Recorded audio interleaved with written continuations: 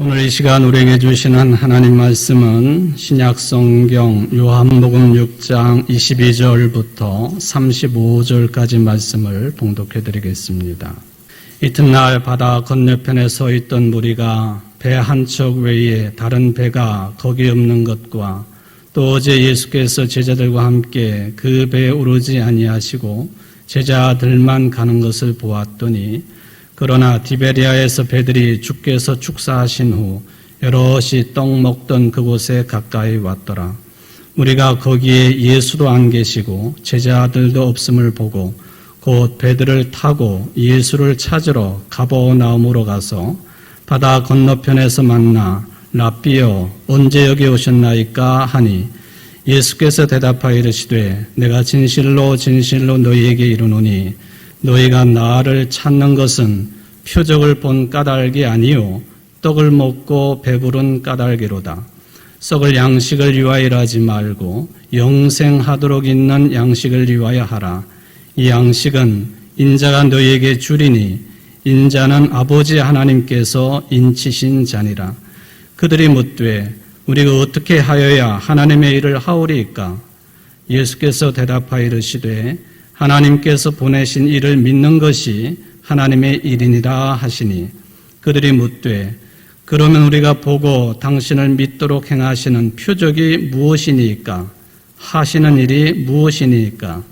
기록된 바 하늘에서 그들에게 떡을 주어 먹게 하였다 함과 같이 우리 조상들은 광야에서 만나를 먹었나이다. 예수께서 이르시되 내가 진실로 진실로 너희에게 이르노니 모세가 너희에게 하늘로부터 떡을 준 것이 아니라 내 아버지께서 너희에게 하늘로부터 참 떡을 주시나니 하나님의 떡은 하늘에서 내려 세상에 생명을 주는 것이니라. 그들이 이르되 주여 이 떡을 항상 우리에게 주소서. 예수께서 이르시되 나는 생명의 떡이니 내게 오는 자는 결코 줄이지 아니할 터이요 나를 믿는 자는 영원히 목마르지 아니하리라. 아멘. 이는 하나님의 말씀입니다. 하나님께 감사합니다. 오늘 하나님의 말씀이 여러분들에게 하나님만을 의지할 수밖에 없는 빈들에서 듣는 소리가 되기를 바랍니다. 빈들 광야, 생명의 하나님밖에는 의지할 분이 계시지 않죠. 이러는 중이 오늘 여러분들에게 충만하시기를 주의 이름으로 축원을 드립니다. 1754년 1월 28일 한 영국의 백작이 자기 친구에게 편지를 보냈습니다. 그 내용을 다 읽을 수는 없겠고요. 그 편지 가운데에는 그동안 영어라고 하는 그 말이 탄생한 이후로 한 번도 사용되지 아니했던 새로운 단어를 편지 가운데 사용을 했습니다. 화면으로 보시면 이런 단어입니다. 제 발음이 현찮기는 합니다만은 같이 읽어볼까요? 세렌디피티라고 하는 이 용어를 이 백작 호레이스 월풀이라고 하는 사람이 처음으로 사용을 했습니다. 이 세렌디피티라고 하는 용어의 뜻은 뭐냐 하면은 찾지도 않았던 것을 우연히 발견하다, 그런 뜻이 되겠습니다. 생각하지도 않았던 것을 우연히 만나게 되고 발견하게 되었다. 마치 밭을 갈던 농부가 그 밭 속에 묻혀있던 보화를 발견하는 것처럼 그런 경우를 이야기할 때에 세렌디피티라고 하는 용어를 사용한다 하는 것이죠. 오늘 요한복음 6장 말씀 속에서 여러분들 모두 다가 이미 잘 알고 있는 내용이고 또 익숙한 그런 의미들이겠습니다만은 저도 그렇고 여러분들도 그렇고 세렌디피티 할 수 있는 복된 시간 되시기를 간절히 바라겠습니다. 종교개혁가인 마틴 루터가 종교개혁이 일어나고 각처를 이제 신방하듯이 순방을 하는 경우가 많이 있었습니다. 루터를 추종하는 경우도 있고 또 루터가 종교개혁이 제대로 진행되고 있는지 그것을 확인하는 차원도 되겠습니다. 그런데 둘러본 결과는 그리 희망적이지 않았습니다. 엉망진창이구나 하는 느낌을 루터가 받게 되었습니다. 그런 차원에서 루터의 글 가운데 제목을 굳이 붙이자고 한다면 착각하지 마십시오. 그런 제목이 붙어 있는 그런 글이 있어서 여러분들에게 좀 소개를 해 볼까 합니다. 다시 말씀드립니다. 게으른 뚱땡이 목사와 거만한 성도들이요, 제발 부탁합니다. 스스로를 돌이켜 보십시오. 당신들이 믿고 생각하는 것과 달리 당신들의 지식 수준은 바닥입니다. 수준 높은 박사인 줄 착각하지 마십시오. 혹여 이전에 잘 알고 있었을지라도 이건 내가 이미 통달한 거야, 이것도 다 아는 거야 라고 생각하지 마십시오. 당신 생각에 교리문답서를 다 알고 있고 식은 죽 먹기처럼 쉽게 보여도 사실 평생 배워도 그렇게 계속 발견하게 될 것입니다. 읽고 대화하고 생각할 때 성령이 함께 하실 것입니다. 그분은 항상 새롭고 큰 빛으로 인도하시고 또 풍성하고 맛 좋은 기도로 들어가게 하실 것입니다. 이것을 그리스도께서 마태복음 18장 20절에 약속하셨습니다. 두세 사람이 내 이름으로 모인 곳에는 나도 그들 중에 있느니라. 하나님의 말씀을 곁에 두고 암송하고 그것으로 고민할 때 생기는 특별한 도우심이 있습니다. 그 도움은 악마와 세상과 육에 대항할 수 있게 된다는 사실입니다. 이런 이유로 복 있는 사람은 오직 여호와의 율법을 주야로 묵상하는 자라고 시편이 찬송하는 것입니다. 하나님의 계명과 말씀을 외우고 노래하고 고민하십시오. 그것이야말로 의심할 여지 없이 악마를 쫓아버릴 강력하고 거룩한 분향이며 진실로 참된 성수이고 십자가의 표지입니다. 말씀이야말로 악마를 몰아내고 사냥합니다. 착각하지 마십시오.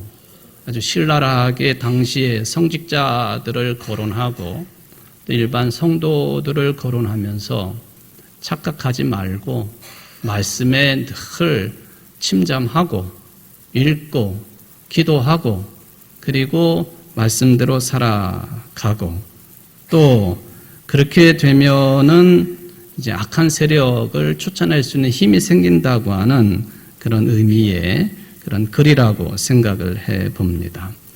여러분, 루터의 고백처럼 이게 우리 개신교적인 용어는 아닙니다만 거룩한 분향이고 참된 성수이고 십자가의 표지, 그게 뭐냐? 말씀이거든요. 오늘 이 말씀에 집중하는 시간 되시기를 간절히 바랍니다. 요한복음 6장, 오늘 이 말씀을 좀 더 깊이 우리가 받아들이려고 한다면 이 본문 말씀 앞부분에는 어떤 내용이 있었는지 뒷부분도 살펴보면 더 좋을 것 같습니다. 대개가 앞에 어떤 말씀에 이어서 오늘과 같은 본문이 말씀드려지는지를 살펴보는 것이 말씀에 더 깊이 들어갈 수 있는 중요한 다짐들이 될 수가 있겠습니다.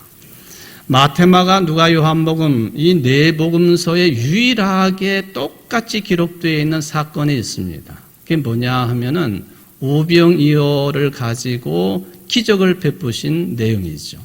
물론 예수님의 고난과 십자가의 죽으심과 부활, 승천도 다 똑같이 기록이 되어 있지만 그건 워낙 중요한 내용이니까 그렇고 예수님이 베풀어 주셨던 기적이 여러 가지가 있는데 그 중에 이 오병이어의 기적은 네 복음서에 다 똑같이 표현은 다르지만 기적이 되어 있습니다. 그리고 마태복음, 마가복음, 요한복음을 읽어보면은 바로 이 오병이어의 기적 다음에 어떤 내용이 나오고 있느냐 하면은 예수님께서 풍랑에 시달리고 있는 배 승선에 있는 제자들에게 물 위를 걸어오시는 내용이 기록되어 있습니다. 이게 마가복음, 마태복음, 요한복음이 순서가 똑같아요. 유독 누가복음만 오병이어 기적 이야기는 전하고 있지만 그 다음에 물 위를 걸으시는 내용이 나오지 않는다라는 특징을 생각해 볼 수가 있겠습니다. 그래서 오늘 이 마가복음, 마태복음, 요한복음을 좀 여러분들이 좀 혼란스럽기는 하겠지만 왔다 갔다 하면서 오늘 말씀을 좀 집중해 보려고 생각을 합니다. 일단 마가복음의 기록입니다. 좀 전에 말씀드린 것처럼 오병이어 기적 다음에 물 위를 걸으신 내용이 연결이 됩니다. 그리고는 이 오병이어의 기적이 베풀어지고 난 다음에 예수님께서는 아주 강제적으로 제자들로 하여금 배를 타고 건너편으로 가라고 하십니다. 그리고 당시는 산으로 올라가셨습니다. 왜 산으로 올라가셨을까? 마가복음에는 나오지 않지만 마태복음을 읽어보면은 예수님께서 기도하시러 산으로 올라가셨다. 그렇게 기록이 됩니다. 당연한 것이죠. 예수님이 산으로 가시는 것은 기도하러 가시는 거죠. 지금 오병이어의 기적을 체험한 수많은 사람들이 이게 잔뜩 기대에 부풀어져 있었습니다. 저 정도 분이라고 한다면 로마로부터 우리 민족을 해방시키실 수 있는 능력자다. 저 정도 분이라고 한다면 이 먹고 사는 문제, 경제적인 문제를 아주 깨끗하게 해결하실 수 있는 분이시다. 그러니 거기 모이는 사람들이 대부분이 그런 생각을 하는 거예요. 저분을 왕으로 모셔야 되겠다. 아마 그런 분위기를 눈치채셨기 때문에 예수님께서는 제자들을 강제적으로 배를 타고 건너편으로 가게 하시고 당신은 산으로 오르셨다. 그렇게 볼 수가 있겠습니다. 자, 이 오병이어 기적 이야기가 끝나고 예수님이 물 위를 걸으신 내용이 연결된다고 말씀을 드렸잖아요. 그런데 그 이야기의 끄트머리인 마가복음 6장 51절을 보면은 이런 말씀이 있습니다. 그들은 빵을 먹이신 기적을 깨닫지 못하고 마음이 무뎌져 있었다. 그러니까 물 위를 걸으신 그런 내용, 마지막 내용이에요. 빵을 먹이신 기적 깨닫지 못하고 마음이 무뎌져 있는 제자들, 마가복음 기록에 따르면 이 제자들을 책망하시는 그런 투가 되겠습니다. 자, 마가복음의 기록에 따르면 그러고 끝이 나요. 빵 먹인 기적을 깨닫지 못하고 마음이 무뎌져 있는 제자들, 그리고 요한복음 오늘 본문을 연결시켜 보십시오. 썩을 양식, 생명의 양식에 관한 말씀이잖아요. 그러니까 오병이어의 기적 이야기, 물 위를 걸으신 이야기, 마가복음에 따르면 6장 51절에 저들의 마음이 무뎌져 있고 빵을 먹이신 기적을 깨닫지 못한 저들에게 하시는 말씀, 그게 오늘 요한복음 6장 말씀이다. 그런 이야기가 되겠습니다. 오병이어 기적을 통해서도 깨달아야 할 것을 깨닫지 못했다. 그러니까 떡들에 대해서, 빵에 대해서 깨닫지 못했다. 근데 그런 모습이 2000년 전의 제자들 뿐이겠습니까? 오늘 우리들도 마찬가지이죠. 예수님께서 그런 기적을 베푸신 의미가 무엇인지 깨닫지 못하는 것 아닙니까? 도대체 이 빵, 떡 또는 밥이라고 할 수 있는 이것에 관해서 무엇을 깨달아야만이 예수님께서는 만족하실 수 있으실까? 질문을 던지고 그 답이 오늘 본문 속에 들어 있습니다. 이 구체적인 내용을 우리가 들어가기 전에 마가복음 중심을 통해서 이 오병이의 기적 그리고 바다 위를 걸으신 기적 이 내용이 제자들에게나 2000년의 교회 역사 속에서 그리스도인들에게 21세기를 살고 있는 여러분들에게 도대체 무엇을 선포하시려는 것인가? 이거를 우리가 좀 면밀하게 생각을 해야 되겠습니다. 모든 성경 복음서가 다 마찬가지입니다만은 특별히 마가복음서는요, 예수님이 어떤 분이시냐 이 관심사에 집중을 합니다. 말하자면 예수님의 정체성이 뭐냐 하는 거에 답을 주고 있는 복음서 중에 가장 먼저 기록된 복음서가 마가복음이다. 그러니까 이 마가복음의 영향을 받고 그 뒤에 탄생된 복음서들 마태복음, 누가복음, 요한복음, 공의 모든 내용들이 초점은 예수님이 누구이신가 거기에 맞춰져 있다고 하는 것을 확인을 해볼 수가 있겠습니다. 좀 전에 예수님이 오병이의 기적을 베푸시고 산에 가셨다고 되어 있지 않습니까? 그러니까 아버지의 뜻이 하늘에서 이루어진 것처럼 땅에서도 이루어지기를 바라는 그런 심정을 가지고 산에 오르셨을 것이다 라고 저는 판단합니다. 산에서 무슨 기도를 하셨을까? 그게 핵심이지요. 하늘이 땅이 되고 땅이 하늘이 되는 것, 그래서 하늘과 땅의 뜻이 하나가 되고 하나님의 뜻으로 일관되는 것, 그게 예수님의 기도였을 것이라고 저는 생각을 합니다. 그러는 사이에 제자들을 태운 배는 이제 호숫가를 떠나서 갈릴리 호수 안쪽으로 계속 운행을 하고 있었습니다. 얼마쯤 갔을까요? 마태복음 기록에 따르면은 배는 이미 뭇에서 여러 스타디온 떨어져 있었다. 그렇게 기록합니다. 요한복음은 좀 더 구체적입니다.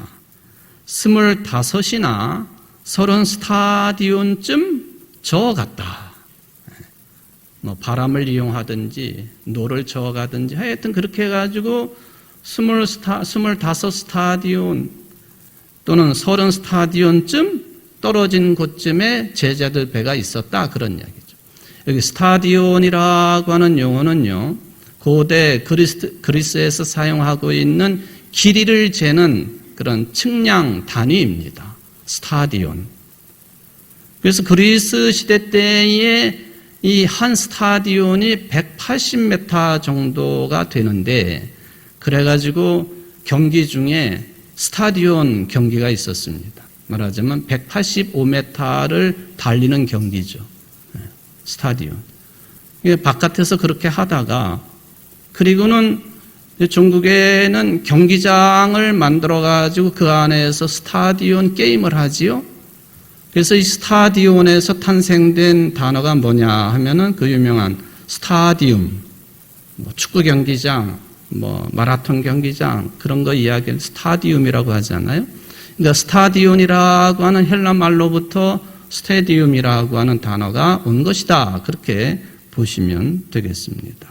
그러니까 제자들을 태운 배는 호숫가로부터 수킬로 정도 180m 곱하기 25이나 30을 해보시면 수킬로미터 정도 호수 가운데로 들어가 있었다는 것이죠. 그런데 난리가 났습니다. 바람이 불고 파도가 휘몰아치고 갈릴리 호수이지만은 이 계절적인 영향에 따라서 지형적인 영향 때문에 갈릴리 호수는 바다처럼 파도가 칩니다. 그래서 바다라고도 부르는 것이죠. 저들이 겁에 잔뜩 몰려 있었습니다. 그러는 중에 보니까 저 멀리서 뭐가 움직이면서 자기들 가까이 오고 있어요. 제자들 중에 한 사람이 저 유령이다 하고 소리칠 정도로 이상한 물체가 자기들 탄 배 가운데로 다가옵니다. 보니까 예수님이셨어요. 유령이라고 생각했던 그 물체가 예수님이었습니다. 예수님이 말씀하십니다. 용기를 내라. 나다. 두려워하지 마라. 예수님이 그렇게 말씀하신 거예요. 용기를 내라. 나다. 두려워하지 말라. 사랑하는 성도 여러분, 용기를 내십시오. 왜? 주님이세요. 주님께서 두려워하지 말라고 지자들에게도 말씀하셨지만 지금도 말씀하고 계세요. 비록 광야의 소리 같은 소리이지만 그를 믿음으로 받아들이는 여러분들 되시기를 바랍니다. 예수님이 배에 오르시자 바람도 멎고 파도도 그치고 평온해졌습니다. 마가복음 기록은 여기서 딱 멈췄어요. 예수님이 배에 오르자 바람이 멎고 제자들은 너무 놀라가지고 넋을 잃었다라고 기록되어 있습니다. 거기에 대해서 예수님이 마가복음 6장 51절에서 지적하신 거예요. 너희들 얼마 전에 먹은 떡을 깨닫지 못하고 그렇게 지금 마음이 무뎌져 있느냐? 마음이 굳어져 있느냐? 마음이 완고해져 있느냐? 그런 지적을 해 주신 것이죠. 어쨌든 예수님이 무리를 걸으셔서 제자들에게 오셨습니다. 유명한 유대인 역사학자 폴라비우스 요세푸스라고 하는 사람이 있지요. 1세기 사람입니다. 이 사람이 쓴 글 가운데 음부론이라고 하는 글이 있어요. 음부는 보통 우리 기독교에서는 지옥을 말하는 것이죠. 음부론. 거기에 보면은 아주 흥미로운 내용이 등장을 하고 있는데 유대인 중에 철저한 유대인이고 또 예수님을 믿지 아니한 사람인데 이 음부론에서 예수님 당시 유대인들이 상식적으로 생각했던 천국의 모습을 묘사를 해놓습니다. 지옥에 관한 이야기이지만 천국에 관한 묘사를 해놓았다는 거예요. 그런 내용입니다. 천국에는 잠도 없고 슬픔도 없고 타락도 없고 걱정도 없는 것이다. 천국은 시간으로 재는 낮과 밤도 없고 필연적 법칙에 의해 천체 사회를 움직이면서 인생의 모습을 연상시키는 계절의 진행과 변화를 일으키는 해도 없을 뿐 아니라 계절의 시작을 알리면서 크기를 달리하는 달도 없을 것이다. 대지를 촉촉히 적셔주는 달은 물론 장렬하는 태양도 없으며 회전하는 고음자리별도 없으며 떠오르는 오리온 자리별도 없으며 유리하는 수많은 별도 찾아볼 수가 없을 것이다. 그때가 되면 이 세상은 여행하기에 힘이 들지 않을 것이며 낙원의 뜰을 발견하기가 그리 어렵지 않을 것이다. 또한 보행자들이 그 위를 걸을 수 없도록 만든 바다의 무서운 파도 소리도 더 이상 없을 것이다. 비록 바다의 물이 완전히 없어지지는 않겠지만 그때가 되면 의인들은 쉽게 바다 위를 걷게 될 것이다. 이게 유대교 신앙을 가지고 있는 유대인 역사가인 요세푸스가 남겨놓은 천국에 관한 모습이에요. 오늘날 우리들이 생각할 때 다른 생각을 많이 할 수가 있겠습니다만은, 그러니까 유대인들이 당연하게 받아들이고 있었던 천국, 하늘나라의 모습이라는 거예요. 오늘 예수님이 바다 위를, 호수 위를 걸으셨는데 당시의 유대인들은 천국의 바다에는 파도가 치지 않는다고 믿었습니다. 뿐만 아니라 천국의 의인들은 바다 위를 쉽게 걸을 수 있다. 그런 믿음을 갖고 있었습니다. 그러니까 당시의 상식의 믿음에 의하면 천국 사람은, 의인은 바다 위를 걸을 수 있어야만 됩니다. 지금 뱃속에서 풍랑 가운데 있는 제자들은 모두 다가 유대인들이에요. 이 요세푸스가 기록하고 있는 천국의 풍경 그대로를 알고 있는 사람들이죠. 그런데 예수님이 바다 위를 걸어오셔요. 아, 예수님은 의인이시구나. 하나님의 사람이시구나. 그런 이야기죠. 그래서 그랬는지 모르지만 마태복음에서 이 내용을 기록을 할 때에 마지막 내용이 눈길을 끕니다. 마태복음 14장 33절인데 예수님이 물 위를 걸어오셔서 배 위에 오르시고 말씀하시니까 모든 게 다 잠잠해져 있잖아요. 배에 탔던 제자들이 예수님께 절을 합니다. 그리고 말하기를 스승님은 참으로 하나님의 아들이십니다. 물론 아직도 그리스도라고 하는 용어를 사용하지는 않습니다만 랍비는 참으로 하나님의 아들이십니다 하고 이야기를 했다. 왜 그랬겠어요? 요세푸스가 기록해 놓은 것처럼 유대인 신앙관 속에는 물 위를 걷는 자는 신성한 사람. 그러니까 예수의 제자들이 엎드려 가지고 그런 이야기를 했다라고 볼 수가 있겠습니다. 여러분, 여러분들에게 예수님은 누구이신가요? 설교를 통해서 자주 던지는 질문입니다만은 오늘 본문을 통해 다시 한번 질문을 드립니다. 여러분들에게 예수님은 어떤 분이신가요? 누구이신가요? 오늘 본문에 보니까 어떤 무리가 예수님을 찾아왔습니다. 이 사람들은 예수님을 만나려고요. 이미 오병이어의 기적을 체험한 사람들이기 때문에 어떻게 해서든지 산에 올라가신 예수님, 배를 타고 떠난 제자들도 있겠지만은 예수님을 만나는 게 이 사람들은 중요한 목적이에요. 이곳저곳을 가버나움까지 갔다가 배를 타고 왔다 갔다 하면서 예수님이 여기 계신가 저기 계신가 하고 확인하다가 드디어 예수님을 만났습니다. 반가운 마음으로 언제 이곳으로 오셨느냐 하고 인사를 합니다. 그러면 예수님이시니까 그래 나를 찾느라고 고생했구나 그렇게 말씀하실 줄 알았죠. 저 같으면 그렇게 얘기했을 것 같아요. 저는 마음이 착하니까. 참 수고했다. 이곳저곳 다니면서 나를 찾았구나. 그런데 예수님은 26절에서 말씀하시기를 내가 진실로 진실로 너희에게 이르노니 너희가 나를 찾는 것은 표적을 본 까닭이 아니요 떡을 먹고 배부른 까닭이로다. 이게 질책하는 말씀이죠. 너희들이 나를 왜 찾았느냐? 그런 생각을 가지고 나를 찾았느냐? 초점이 잘못 맞춰진 것이다 하는 지적입니다. 순수한 생각으로 오지 않았다 하는 말씀이지요. 그래서 오늘 요한복음을 읽어보면은 또한 예수님이 누구이신가 하는 그 답변에 그 생각에 꽂혀 있다고 하는 것을 확인을 해볼 수가 있겠습니다. 당연히 너희가 나를 찾은 것은 표적을 본 까닭이 아니요 떡을 먹고 배부른 까닭이로다. 이 말씀의 배경은 오병이어의 기적이지요. 오병이어의 기적입니다. 요한복음 6장 14절로 15절을 보면은 이 놀라운 기적을 본 사람들이 예수님을 향해서 세상에 오실 그 선지자로 여겼고 메시아 그리스도가 아니에요. 선지자로 여겼고 더 나아가지고는 예수님을 억지로 임금으로 삼으려고 했다. 그러니까 예수님이 산으로 피신하신 것이죠. 오늘 본문에 보면은 오병이어의 사건을 표적이라고 우리나라 성경에서는 번역을 했습니다.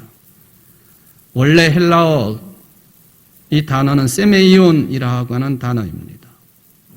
영어 사전으로 보면은 영어 성경으로 보면은 이 헬라어 세메이온을 뭐라고 영어로 번역을 했느냐? 미라클, 기적이죠. 또는 사인, 표적입니다. 예수님이 베푸신 기적은 표적이라는 거예요. 표징, 징표가 된다 하는 그 말씀이 되겠습니다. 바로 오병이어를 통해서 어린아이 한 끼 식사 분량에 불과한 빵과 생선을 떼어내면 다시 늘어나고 또 떼면 다시 늘어나서 5,000명이나 또는 수많은 사람들이 배불리 먹었다고 하는 마술쇼를 베푸는 것처럼 그것을 그렇게 바라보는 것이 아니라 너희들은 그걸 체험했느냐? 그러면 당연히 이것을 베푸신 예수님이 누구이신가? 거기에 초점을 맞춰야 된다는 거예요. 달을 가리키는 손가락만 봐서는 안 된다는 거예요. 여러분들도 이런 말씀, 특히 예수님이 베푸신 기적 말씀을 읽으실 때마다 이 점을 놓치지 않기를 바랍니다. 바울이 고린도 교회 교인들에게 보낸 편지에 보면은 유대인들은 본래가 표적을 찾는 민족이라고 기록을 해 놓습니다. 유대인처럼 이렇게 세상을 딱 굳어져 있는 것으로 보지 아니하고 의외로, 아까 처음에 영어 단어를 이야기한 것처럼 의외로 기적과 같은 사건이 언제라도 벌어질 수 있는 그런 열린 세계로 본다고 하는 건 매우 중요한 태도이기는 해요. 문제는 유대인들은 이러한 기적들을 하나님께서 자신들의 역사에 개입하시는 징표나 표적으로 받아들이는 것을 떼어버리고 아주 단순하게 눈에 보이는 대로 초자연적인 기적만 그들은 기억하고 있었다는 거예요. 물론 인지상정이긴 해요. 마치 우리가 믿는 자들이지만은 운전을 하고 가다가 길거리를 걷다가 현수막이 붙어 있어요. 이거 복권 파는 집에서 얼마 전에 1등이 당첨됐어요. 그러면 혹하지 않습니까? 그냥 저도 그런 생각 들 때가 있어요. 제가 언제 말씀을 드렸잖아요. 1996년도 초음교회 있을 때에 교회에서 새 차를 뽑아줬습니다. 프린스라고 하는 튼튼한 차였는데 그 차를 타고 가다가 구리 평촌 간 고속도로에서 큰 사고를 만났지 않습니까? 그런데 사고가 나가지고 차가 막 뒹굴고 중앙분리대를 뒤받고 기절까지 하고 깨어나서 처음 드는 생각이 첫 번째, 이거 교회 차인데 어떡하지? 두 번째, 내 지갑 속에 복권이 있었구나. 진짜 복권을 샀거든요. 예, 교회를 옮겨야 되겠다 하는 그런 생각이 있어가지고 목사에게 한번 수십억 딱 떨어뜨리면 얼마나 좋을까 하는 생각으로 복권을 샀단 말이죠. 두 가지 생각이 딱 난 거예요. 이거 교회 차인데 어떡하지?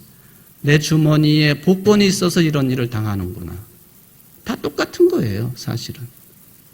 제가 가운을 입고 설교를 하지만 여러분들의 생각이나 심성이나 비슷한 거란 얘기예요. 정말 그렇습니까? 그런 신앙이 정말 옳은 신앙일까요? 하나님이 베풀어 주시는 표적과 징표의 본질적인 의미가 무엇인지 모른 채 세상 살아가는 세속적인 기준만을 가지고 하나님을 믿는 것이 옳은 신앙이냐 하는 거예요. 그래서 예수님이 말씀하세요.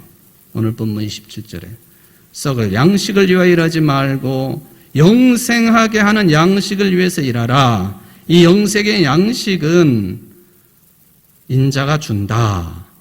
이 인자를 하나님께서 인치셨다. 인정하셨다. 그 말씀을 하십니다. 사람들이 또 물어봐요. 우리가 어떻게 해야만이 하나님의 일을 할 수 있습니까? 하나님께서 보내신 일을 믿는 것이 곧 하나님의 일이다. 사실은 우리가 어떻게 해야만이 하나님의 일을 할 수 있습니까? 이런 질문들, 이거는 2000년 전에 세상 사람들이 믿는 자들에게 던졌던 그 비판을 하는 질문과 비슷하다고 생각을 해봅니다. 그러니까 오늘날에도 이런 내용들이 상당히 일리가 있는 것으로 받아들여집니다. 왜 그렇습니까? 살아가는 데 있어서 제일 필요한 게 뭔가 하고 물어보면 이게 먹는 문제죠. 생존의 문제요. 조금 학문적인 용어를 동원하면 경제 문제 아닙니까? 아무리 능력 있는 대통령이라 하더라도요, 경제가 무너지면은요, 여지없이 추락하는 겁니다. 지지도가. 그렇지 않습니까? 그런데 여러분, 솔직히 한번 생각해 봅시다. 먹는 문제, 경제적인 문제가 완벽하게 해결되면은 평화로워집니까? 일부 예배 시간에 황광숙 권사님이 기도하셨는데 우리 아이들이 참 풍요롭게 좋은 세상에 살고 있는데 우리 아이들이 평화로워졌느냐 하고 기도를 하셨어요. 정말 그래요? 먹는 문제 완벽하고 경제 문제 완벽하게 해결되면 평화로운 겁니까? 자유로운 겁니까? 인간답게 사는 겁니까? 하나님과의 관계가 잘 맺어지는 겁니까? 아니라는 거예요. 예수님과 대화를 하고 있는 이 사람들이 예수님에게 우리 조상들은 광야에서 만나를 먹었습니다. 그 얘기를 꺼낸 것은 방향을 잘못 잡은 거죠. 왜냐하면 사람이 사람답게 사는 데 있어서 결정적으로 중요한 게 하늘에서 내려온 먹을 수 있는 광야의 만나가 아니기 때문에 그래요. 보세요. 이스라엘 사람들이 광야에서 만나를 먹고 고기 먹고 싶을 때 메추라기를 먹고 했잖아요. 금방 또 불평불만을 합니다. 전쟁하듯이. 이스라엘 역사죠.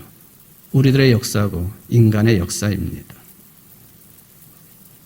그러니까 예수님께서는 이 오병이어 먹고 배부른 것, 그리고 만나의 양식, 썩을 양식이라고 규정을 하십니다. 당연히 배고플 때는 만나로 만족하지요. 조금 지나면 그것으로 만족하지 못합니다. 애굽에 그대로 있었으면은 저 펄펄 끓는 고깃가마에서 고기라도 주워 먹고 또 푸르른 신선한 야채라도 먹을 수 있었는데 우리를 여기까지 끌고 와가지고 줄여 죽게 만드는구나 하고 모세에게 대든 이스라엘 백성들이죠. 아마 많은 사람들이 성경의 기록에는 없지만 애굽으로 다시 돌아갔을 거예요. 물론 예수님이 그런 것들을 썩을 양식이라고 하셨는데 실제적으로 먹는 문제가 무의미하다고 하는 뜻은 결코 아니지요. 오히려 주기도문에서도 일용할 양식을 언급하지 않으셨습니까? 바리새인들이나 유대인들이 예수님과 제자들을 평가할 때 먹고 마시기를 즐겨하는 자들, 개걸스럽게 먹는 자들이라고 평가하지 않았습니까? 여러분들이 몇 끼마다 밥을 드실 텐데 이 밥알 한 톨 한 톨에 전 우주가 담겨 있다. 그런 생각하시고 식사를 하시나요? 저도 그걸 잘 못하는 사람이에요.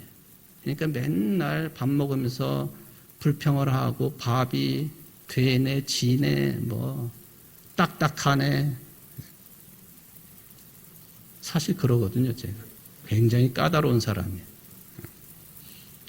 이 밥톨 하나하나에 전 우주가 담겨 있다. 태양으로부터 오는 햇볕이 들어있고, 바람이 들어있고, 물이 들어있고, 땅의 기운이 들어있고, 굉장히 중요하다 그런 이야기죠. 그런데 이것이 얼마나 귀한 것인지 모르고 더 많이 먹고 더 자극적으로 먹고 하는 게 요즘 세상 아닙니까? 음식을 그냥 막 쑤셔 넣는 먹방 유튜브를 보면은 그래요.